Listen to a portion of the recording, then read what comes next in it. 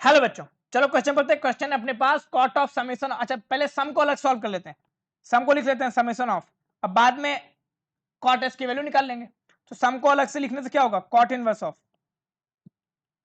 अच्छा सम of 2k है यार, तो 2 बाहर निकाल लो, तो क्या हो जाएगा sum of k equal to 1 to n। तो अब अपने को कुछ पता है क्या, अपने को कुछ पता है, क्या पता है कि sum of k equal to 1 to n ये होगा sum of n term which is n plus 1/2। तो यहाँ पे डालो, तो जैसे ही डालोगे वो हो जाएगा n of n plus 1/2, 2 cancel, तो ये होगा n प्लस 1। तो यहाँ पे इसको लिख पाएंगे summation of n equal to 1 23 tan inverse of 1 upon 1 plus n plus 1। चलेगा। अब ये कैसे लिखा भाई, तो ये कुछ इस तरीके से लिखा कि हम यहाँ पे लिख रहा हूं since tan inverse of x is equal to cot inverse of x 1/x where x is positive. अब x एक नेचुरल नंबर है ना, मतलब n प्लस 1 एक नेचुरल नंबर है। क्या है, नेचुरल नंबर। तो नेचुरल नंबर को अपन लिख सकते हैं, ये पूरा पॉजिटिव हो जाएगा तो आराम से x पॉजिटिव है तो इसको ऐसा लिख सकते हैं। तो कॉट इनवर्स ऑफ x को हमने लिख दिया tan inverse of 1/1 plus x। तो एक तो ये फॉर्मूला हो गया। एक और फॉर्मूला है यार कि tan inverse of x minus tan inverse of y is equal to tan inverse of x minus y upon 1 plus xy। अब समझना, हम इस फॉर्मूले को कुछ इस तरह मैनिपुलेट करेंगे कि ये डिफरेंस ऑफ 2 में कन्वर्ट हो जाएगा। कैसे भाई, तो मैं बोल रहा हूं कुछ कि डिनोमिनेटर में 1 प्लस एक्स वाई तो है क्या, 1 प्लस एक्स वाई।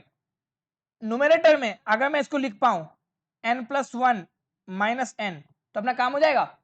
समझना, 1 प्लस एक्स वाई और ये हो जाएगा y माइनस एक्स और x माइनस वाई। तो फॉर्मूला हो गया tan inverse of x minus y upon 1 plus x y. क्या होता है, tan inverse of x minus tan inverse of y। डालो, तो जैसे ही डालोगे s की वैल्यू आएगी summation of n equal to 1 से 23 tan inverse of n plus 1 minus tan inverse of n, ये तो आएगा।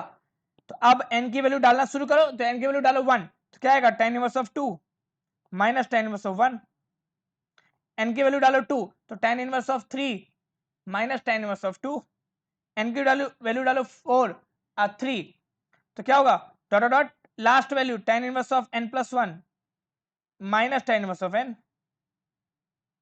चलेगा। तो अब समझना यार मेरी बात को ध्यान से, बात यह है कि कैंसिल हो रहा है, सब कुछ कैंसिल हो जाएगा। अब समझना कैंसिल कैसे हो रहा है कि पहले का पहला को कैंसिल करना है तो दूसरे का आखिरी चाहिए होगा, पहले का पहला को कैंसिल करना है तो दूसरे का आखिरी चाहिए होगा।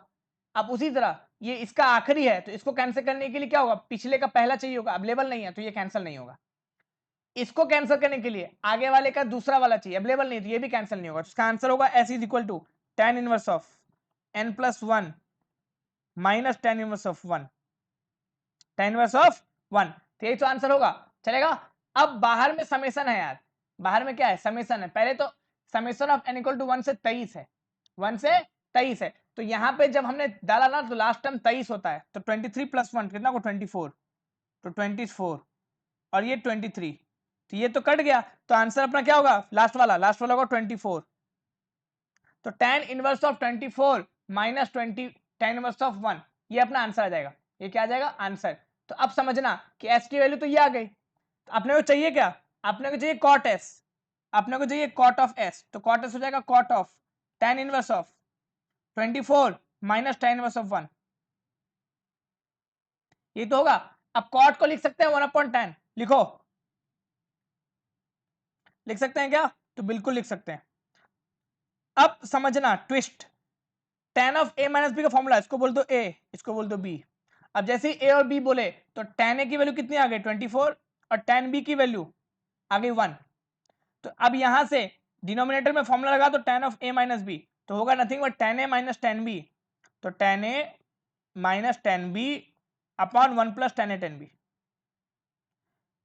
चलेगा। और tan a की फॉर्मूला 24, तो 1 प्लस 24 इंटू 1 25, तो 1 प्लस 24 इंटू 1 अपॉन 24 माइनस 1, तो 25 अपॉन 23 कॉट एस की वैल्यू, किसकी वैल्यू, कॉट ऑफ एस की वैल्यू। तो 25 upon 23 which option, option number B. I hope it helps, thank you.